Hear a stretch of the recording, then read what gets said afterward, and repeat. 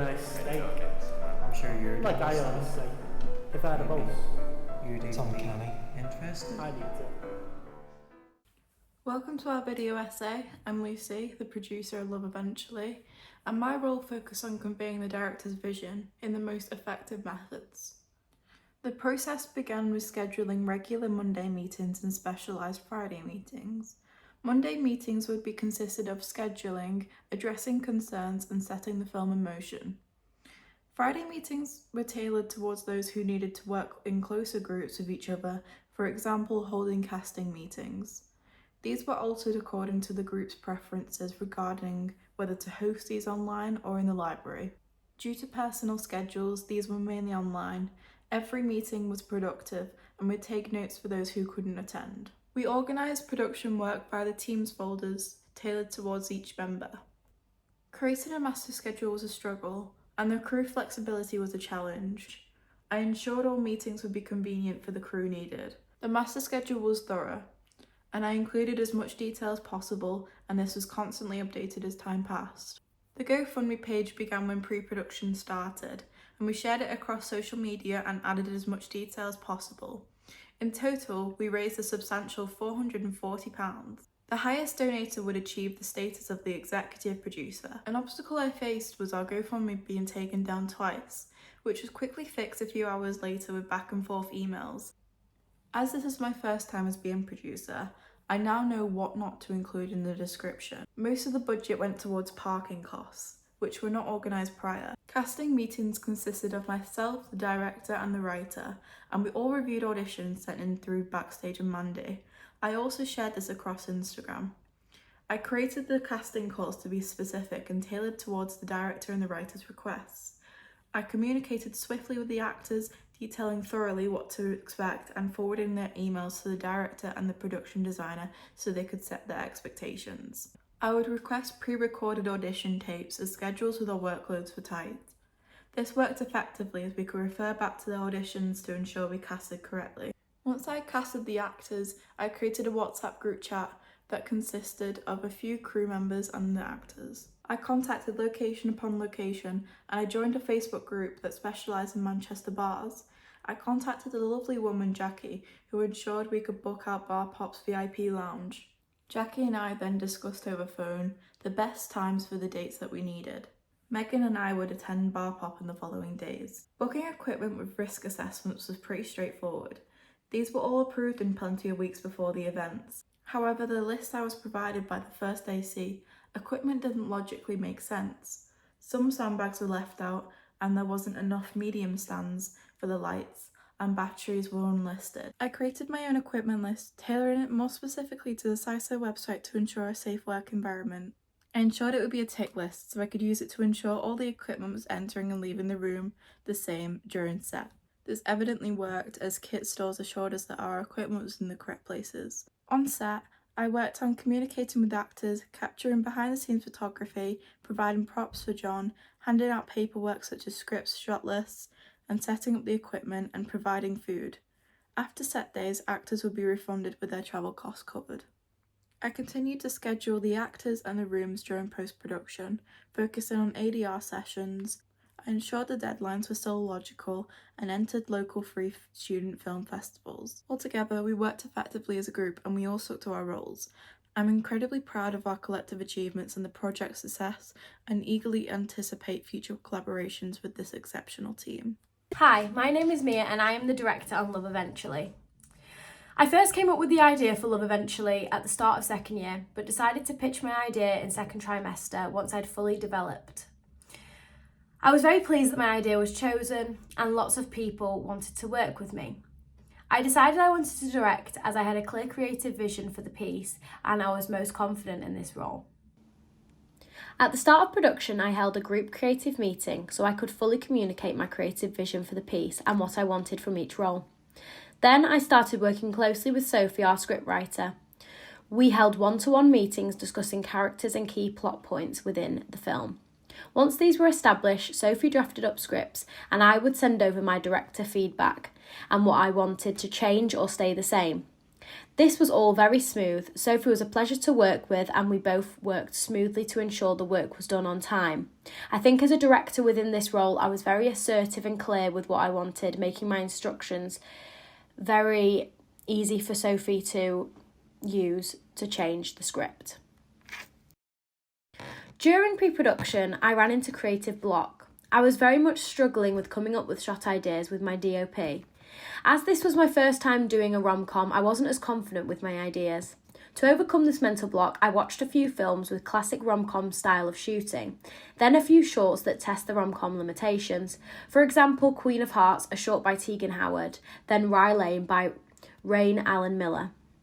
These films, and the help from my DOP James Sharma and AC Michael Brophy, helped to inspire the ideas to create a strong shot list with a series of simple but effective shots, but also some more challenging, intricate shots.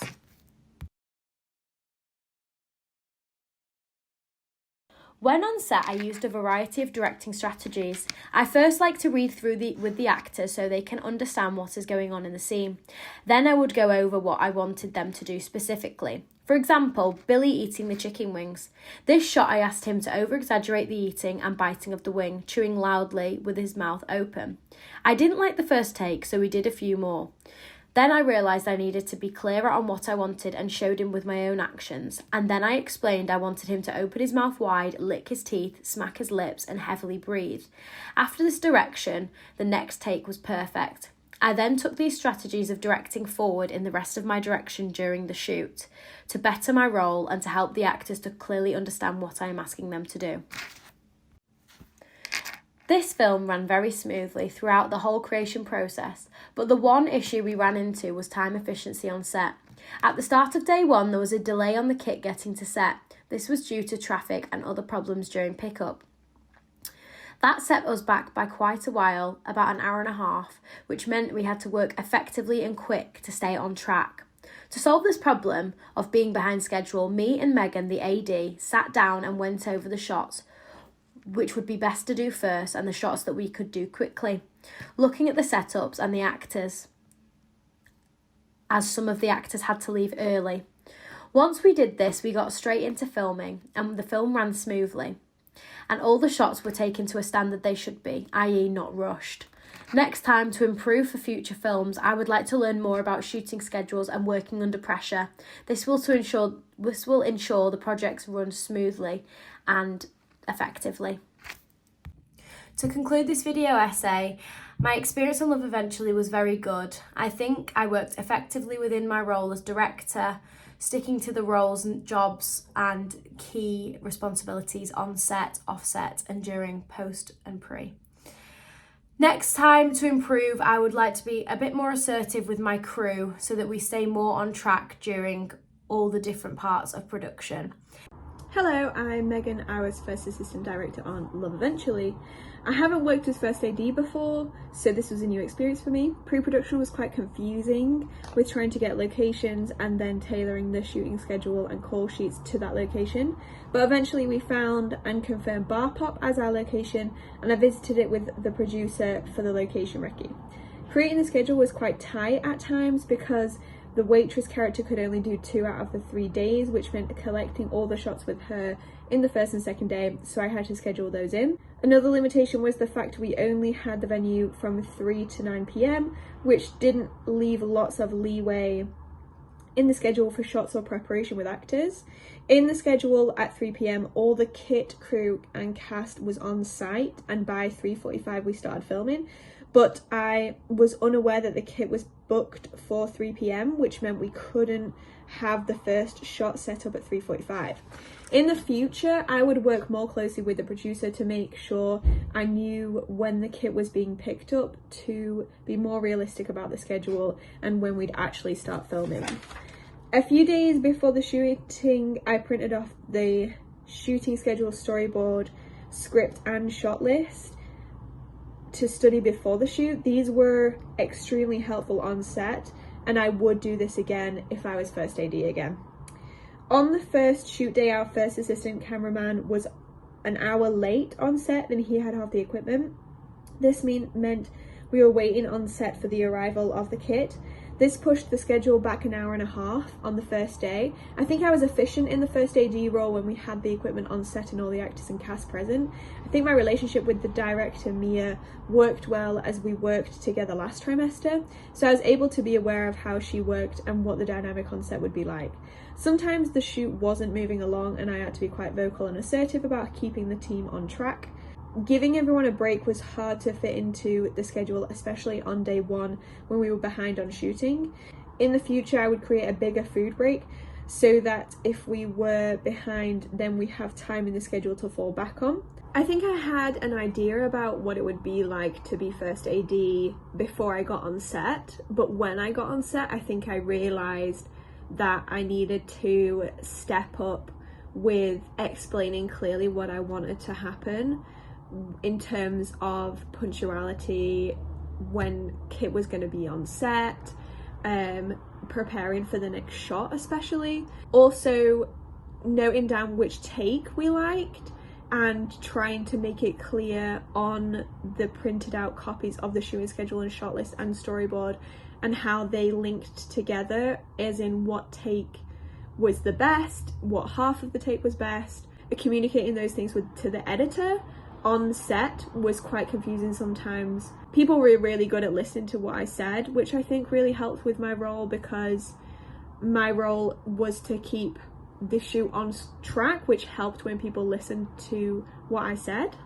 I think our crew dynamic went well. I think this was because I'd worked with a few of them on the last trimester project, which meant we knew how we individually worked. People also were clearly sticking to their roles, which helped with people being clear about what jobs was theirs. I would be a lot clearer next time with the producer about when to book Kit on day one. Also stress the importance of punctuality, as this was an issue for some people on a few of the days. Altogether, I'm happy with my approach to being first AD, and I'm happy with the way the shoot ran, dynamic on set, and being efficient and keeping the shoot on track. Hi, I'm Jay Sharma and I was the DOP for Love Eventually. This was my first time having the definitive role of DOP, and it came with a lot of nerves. In second year, I had only worked as first AD, so this was a very different role. I was excited to get my hands on the Varicam, and I knew that I'd be working very closely with Michael, the first AC, which was great news as we had already worked together before on a previous project. I was also very close with Mia, the director, so we worked really well together. I got straight to researching and studying various romance films in order to find inspiration for Love Eventually. As the DOP, I wanted to make sure this wasn't a cinematically boring film, which was tough due to the constraint of the majority of the film being two people sat opposite each other at a table. I watched films such as Rye Lane, In the Mood for Love, Eternal Sunshine of the Spotless Mind, and La La Land to help find inspiration. I also collected screen grabs from various films that I had watched where two people were sat opposite each other at a table, trying to find ways this film could be creatively coherent. I also shared these ideas with Mia, who replicated an interest for the ways of shooting I had been thinking of. We started on the shot list once the script was close to final completion, incorporating how movement would be involved in the project. I understood there would need to be a good number of static singles in the film, as the script was dialogue heavy. However, where I saw opportunities to add movement, I jumped at them. Movement was added at times like when Susie was walking to her third date, or the shot where the bill gets handed around the table. Once the shot list was solidified and had been adjusted and looked over by Mia, Michael and I got to working on the storyboard. I wanted to use actual pictures as I'm aware of my lack of artistic ability. I used 3 of my friends for the pictures, one playing Susie, one playing the waitress and one playing the 3 dates. I then used a template to create the storyboards, including the shot number, lens, duration and movement. I also consolidated on my lighting design after this, mentioning the strong oranges and greens that we wanted to include in our film. Our first day of shooting was unfortunately not the most effective, for many reasons, including one of my own. When checking the kit, I missed that the viewfinder given to us was faulty and didn't work. I wish I checked this more efficiently when going through the kit, but due to being in a rush as the kit was booked for half an hour before we were meant to start shooting, and only having one other person to check all of the kit when there was supposed to be 4, I just didn't catch this issue. This meant on set, we were partly held back as I had to sort out the focus from the small monitor, leading to a slower work rate. However, I communicated with Mia well to make sure that we were being efficient as we could, and I used her larger monitor to find focus at times where it was too awkward to see. The next day, I also went to Media City before we started filming to replace the viewfinder, which made me much more efficient on set for the following 2 days. Another issue which we had on set was on the final day. Due to his own personal issues, Michael wasn't able to attend the third day, meaning I desperately needed a new first AC. Luckily, I was able to ask a good friend of mine, Evan Whiteley, to help, another film production student. Evan was able to step in at the last minute, which was brilliant. However, I had to go through all of the shots which we had planned for that day, as well as the cinematic ideas that surrounded this film, making me at times less efficient. Saying this, I was still very efficient on set, making sure to stick closely to the shooting schedule. I feel like I worked very well with everyone on set, getting into no spouts or disagreements. As a director-DOP duo, I feel like Mia and I worked admirably together. Our communication was brilliant, and we were able to both criticise and congratulate each other, especially when it came to creatively combining. I am also proud of many of the shots in the final film. I feel like many of them are framed quite nicely, and when movement is part of the film, it seems smooth and not forced. I think that I did a good job as a DOP, and that this film has helped me understand the pressure that is always on top of you to get every shot right, especially when under such tight time constraints. Overall, I am very pleased with my contribution to Love Eventually, and also proud of the final film. It has taught me so much that I didn't already know, and has made me eager to be a DOP on another project as soon as possible. Hi, my name is Michael Brophy, and I was the first AC on Love Eventually. So, what went well? I think that on set I was efficient at my job. I marked up every shot on the focus wheel for the camera. I did this by asking the actors during the rehearsals for them to stop where they went out of focus so that I could get my sharps and mark up on the focus wheel with a whiteboard pen. What I think I could have done better. I think that I could have been more efficient at communicating with the crew during my wait set, as I showed up late during the collection of the equipment due to unforeseen traffic jams and roadworks. I was also late on day 2 due to losing track of time. To overcome this, I think I could have set alarms to keep track of my timing and make sure that I was on time every day. Furthermore, I could have also set alarms for the day 1 of collecting the equipment, as it was unprofessional for me to show up late for the collection of equipment. I could have also checked traffic reports more regularly to make sure that I was going to leave on time, as this is something that could have overcome me being late for the collection of equipment. Love Eventually is about going through the hardships of blind dating and finding the right person. My role as production designer, it was my responsibility to visualize the style and look at the film. The main inspiration for the short was a film called Rylane, a British romantic comedy film. We wanted to replicate the style of the film within a restaurant setting and wanted to create the same rustic feel and vibrant costumes it used to reflect the characters' personalities. We also took inspiration from Amélie, which is a French romantic comedy. I created and shared a mood board with a rustic and romantic atmosphere which helped us to achieve the look we were going for. That also helped me to specify the set, the look and feel, and made it clear about which items we would need to assemble.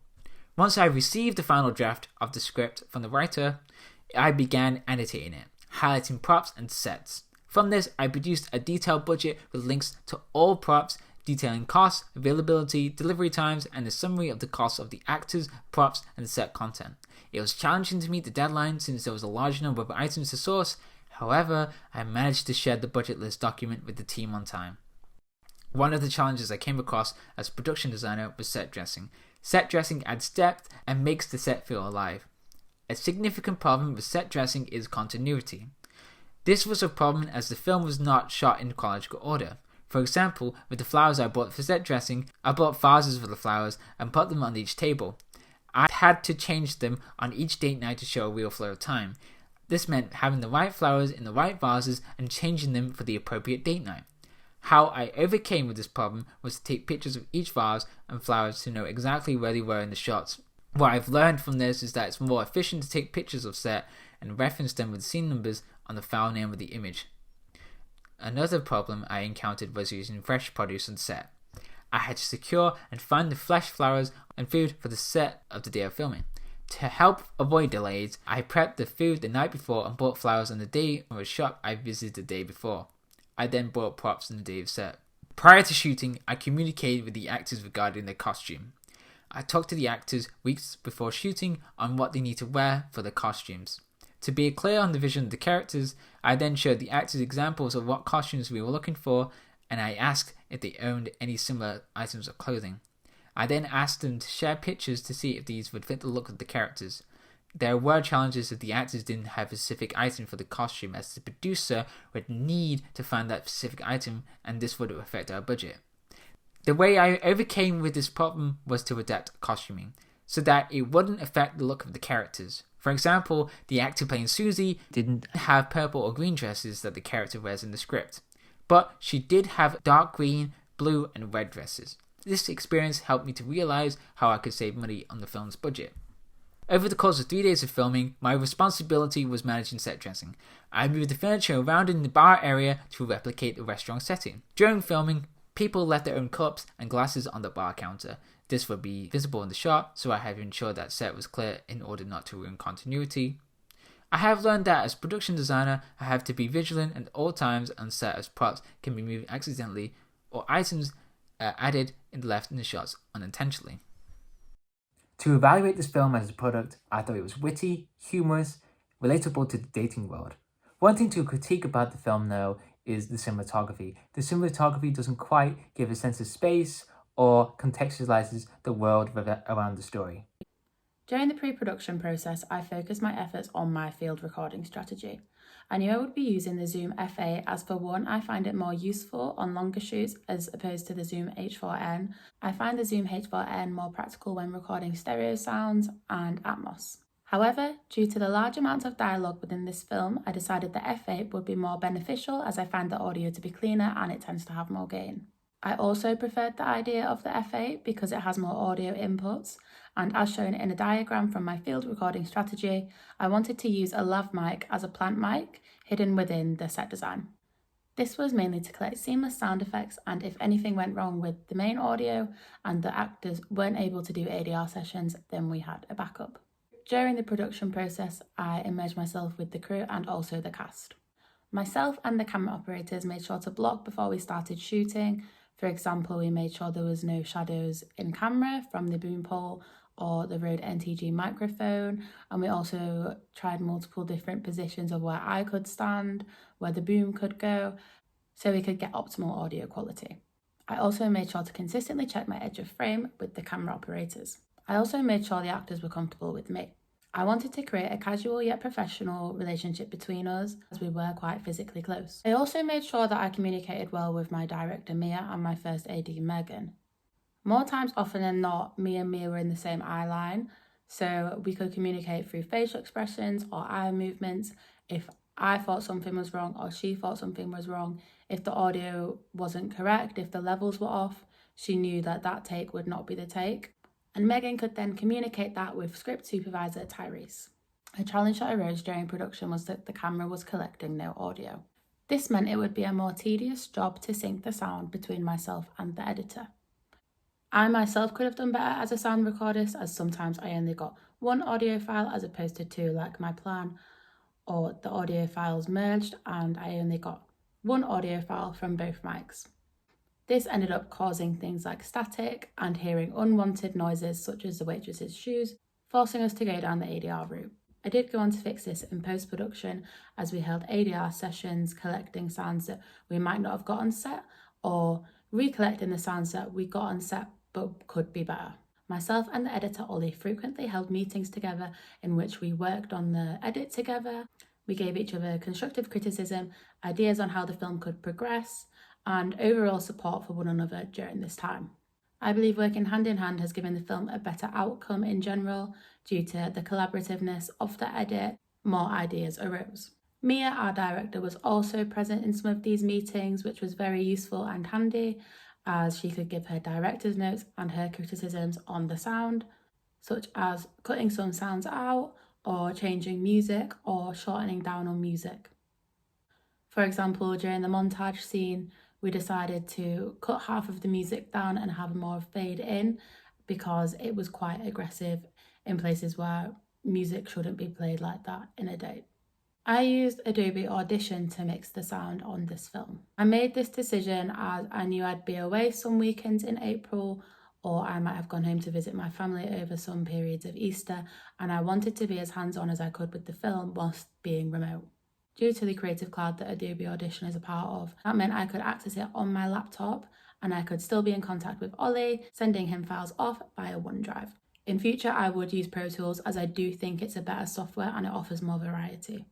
However, due to this not being subscription-based like Adobe, that meant that I couldn't access it on my laptop and I wouldn't be able to work remotely, potentially putting the film in jeopardy. In post-production, I did use the H4n to create Foley sounds such as footsteps, as I find it more accessible to carry as it is more lightweight, and due to myself being on my own, this was a more safe and accessible way of me creating Foley. I also sourced music and some restaurant ambience from Free Sounds. However, if I were to do this again, I would definitely get in contact with local artists or musicians to get this music to give the film a more unique feel to it. To conclude, my role as a sound recordist and mixer meant I was very included in all stages of production, and it also meant that I had a lot of creative control when it came to the film. I think this film came out to be a success, and I'm very excited for the first festival screening on the 5th of May, Films on Tap. During pre-production, close collaboration with the DOP, director and production designer ensured a cohesive vision for the film's colour palette. Following discussions, extensive research into various LUTs from romance films was conducted to determine which would best align with our desired aesthetic. This process facilitated the selection of a romantic look package which offered multiple options for testing. Subsequently, the £35 look package was acquired with the producer's approval, and in post-production further refinement was undertaken, with looks from Amy and Love Actually identified as our best fits for the palette. While Amy provided suitable green tones, it resulted in washed out skin tones, and consequently the decision was made to utilise the Love Actually lot, which offered a lot more warmer tones with yellows, oranges and browns, along with contrasting blues and greens, thereby enhancing the vibrancy of the film. Following this, I would adjust the exposure of the highlights and midtones for shots that appeared too dark with the added lot, and this strategic approach not only ensured consistency in colour grading, but also provided a backup plan in the event of unforeseen circumstances, such as a lack of communication from the colourist, which would otherwise jeopardise the post-production process. During production, coordination with the sound recordist, First AC and DOP was maintained to manage the collection of sound and video files efficiently. Cards were cleared during breaks and at the end of shooting days to optimise storage space, while clips were organised based on shooting days and renamed with scene, shot, take and call numbers. Close collaboration with the director and First AD ensured alignment between the renamed files and the daily shot list, reducing risk of missing or corrupted footage from day to day. And one challenge encountered during production was the absence of audio recording from the cameras, and this meant that I had to manually synchronise the audio files with the clapperboard cues in post-production, which used up precious time which was needed to complete the rough cut on a tight deadline.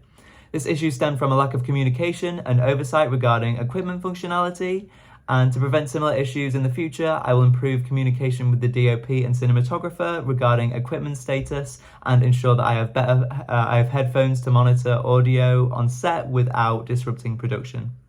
Additionally, regular editing sessions with the director facilitated alignment with the creative vision and enabled prompt resolution of any issues. Going through the editing process together was advantageous, as it allowed us to nitpick at the film and change any problems instantly, without fuss, and also get a second opinion in exploring new ideas, especially when it came to concerns regarding the pacing of the montage sequence, as during the fine cut of the film, the editing was quite slow in comparison to the music, making it anticlimactic. However, we explored the use of fast-paced cross-cutting techniques, alternating between all three of the dates to build drama to the climax of the protagonist's breakdown. So, what do you say?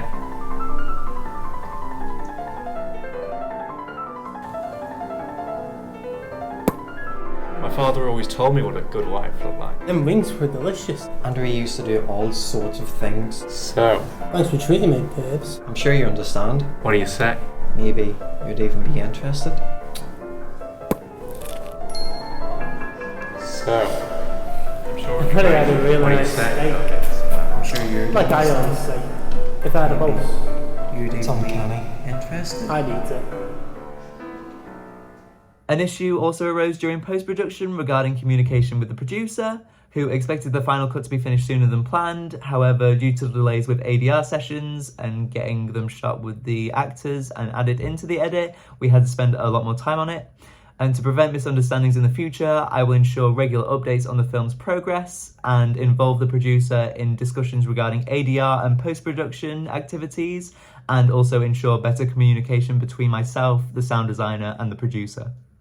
Hello, my name is Sophie Smith. I was the writer of Love Eventually, and now I'm going to talk about that. In our lecture in Pitch Week, when Mia pitched the film, I was immediately interested. I thought it was a really interesting idea and I really liked it. I thought it would be really fun to write as a story. I thought there was a lot of potential for it. So I messaged pretty much immediately, got on board as the writer, and then spent the next week thinking of ideas and plot outlines. I compiled them all into a big PowerPoint, and then the next week I met up with Mia and I went through everything in the PowerPoint and explained, this is what I think's good, this is what I think could really make this a special, interesting and great story. And she agreed with some points, disagreed with some others. We worked through, trimmed. Originally there were going to be a lot more dates, but I managed to trim those down so that there were 3 and the one cancelled one at the end. So we trimmed that down and we thought that was a plot that worked, and then I started putting that into an outline, put that into a nice outline document, and then spent the next week writing the actual script, which I then sent out to Mia. The writing of the first draft didn't take particularly long. It was a fairly smooth process. I think we worked really well prior to actually writing it to work out a steady outline that everyone liked. So the actual writing of the script didn't take particularly too long. The main thing after writing the script was waiting for rounds of notes from Mia or from Lucy or just from anyone on the crew, and the result was then working through subsequent drafts until we arrived at a shooting script. Every single meeting we had afterwards led to usually some kind of script revision. I had a meeting with the student-led writers' room where we did a read-through of the script, and I got a lot of very helpful notes on that, particularly ones about certain things being a little too on the nose and a little too forced. All of this was done in a way that I proposed these ideas to the director, to Mia, before actually going ahead with any of the changes, just to make sure that she approved. I think it's a communication between the team was very, very good on this shoot, and I think it's very important to any shoot to make sure that everyone is on board with the changes that you're making as you're making them, just so that they know what's being changed and why. Casting was a bit difficult. We had a few hiccups getting cast here and there, but we did eventually find a cast that really works and that we were really happy with. A couple of weeks before we shot, we had a video call with Caitlin, who plays Susie, just to go through the script, and I found a read-through was very, very helpful. It was very beneficial to see which bits of the script worked, which bits needed changing, which bits needed revising. It was all very, very helpful. When we actually arrived on set, the set working was very smooth and efficient. One minor hiccup we had towards the start was there was a delay on getting kit to the set, so we actually used that time to gather our actors together and have a read through the script, which I think was really beneficial. It helped everyone really get to grips with the characters and with the whole story. It was very, very beneficial. Overall, writing this film, I learnt a lot about actually being on set as a writer. I think that one of my biggest strengths as a writer is being able to constructively take notes and decide what needs to be changed in the script based on those notes.